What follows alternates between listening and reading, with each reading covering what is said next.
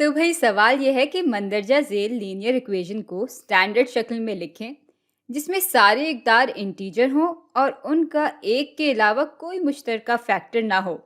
और मुश्तरका फैक्टर से मतलब यह है कि वो सारी इकदार किसी एक कदर से मुकम्मल तौर पे तकसीम ना हो रही हों। अच्छा, तो ये काम करने से पहले ज़रा इस इक्वेशन को पहले तो स्टैंडर्ड शक्ल में ले आते हैं। तो इक्वेशन है कि y बराबर है 2/3 ज़रब x जमा 4/7 के। और फिलहाल ये इक्वेशन स्लोप इंटरसेप्ट की शक्ल में दी हुई है, क्योंकि भाई अगर आप याद करें तो स्लोप इंटरसेप्ट की शक्ल में y बराबर होता है m ज़रब x जमा c के, जिसमें m स्लोप या ढलान की निशानदेही कर रहा होता है और c निशानदेही कर रहा होता है y इंटरसेप्ट की। और यहाँ हमें ये इक्वेशन कुछ इसी शक्ल में दिख रही है। फर्क सिर्फ यह है कि यहाँ m की जगह 2/3 लिखा हुआ है और c की जगह 4/7 लिखा हुआ है। खैर, इसको हमें स्टैंडर्ड फॉर्म में तब्दील करना है और स्टैंडर्ड शक्ल में a ज़रब x जमा b ज़रब y बराबर होता है c के। और सवाल में जो ये सारी बातें लिखी हुई हैं, इसका मतलब ये है कि भाई a, b और c डेसिमल में नहीं होने चाहिए बल्कि इंटीजर्स में होने चाहिए। और दूसरी बात यह है कि वो मुकम्मल तौर पे किसी एक कदर से तकसीम नहीं होने चाहिए। मतलब मिसाल के तौर पे अगर हमारी इक्वेशन कुछ इस तरह की बन रही है कि 4x जमा 2y बराबर हैं 10 के, तो चूंकि ये तीनों इकदार 2 से मुकम्मल तौर पे तकसीम हो सकती हैं, यानी इनका मुश्तरका फैक्टर या कॉमन फैक्टर 2 है, तो इस वजह से हमें इस इक्वेशन को मज़ीद हल करना होगा।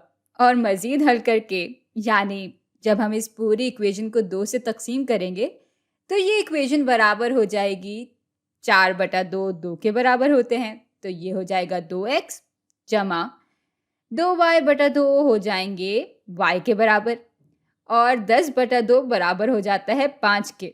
तो ये इक्वेशन हल होकर फिर कुछ इस तरह की बन जाएगी और फिर ये सारी इकदार इंटीजर्स भी होंगी और इनका कोई कॉमन फैक्टर भी नहीं होगा। तो हमें अब इस इक्वेशन को इस शक्ल में लाकर और ज़रूरत पड़े तो इसको भी फिर इस तरह से हल करना होगा। चले फिर काम शुरू करते हैं।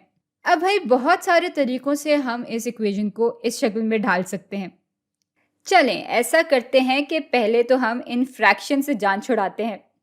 और ऐसा करने का सबसे आसान तरीका ये है कि हम पूरी इक्वेशन को 7 और 3 दोनों से ही ज़रब दे दें, ताकि ये 3 भी यहाँ से निकल जाए और साथ ही साथ ये 7 भी यहाँ से हट जाए। तो अब इसको हम इस तरह से लिख लेते हैं कि y को हम ज़रब दे रहे हैं 7 और 3 से, और फिर इक्वेशन के इस हिस्से को, हाँ, तो इक्वेशन के इस हिस्से को भी हम 7 और 3 से ज़रब दे देंगे। अब ऐसा करने से बायां हिस्सा तो बराबर हो जाएगा 7 ज़रब 3 बराबर होते हैं 21 के। तो भाई बायां हिस्सा बराबर हो जाएगा 21y के और दायां हिस्सा बराबर हो जाएगा, यहाँ भी 3 ज़रब 7 21 के बराबर हो जाते हैं।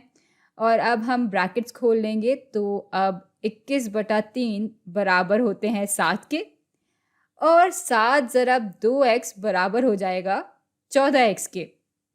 तो इसको भी लिख लेते हैं।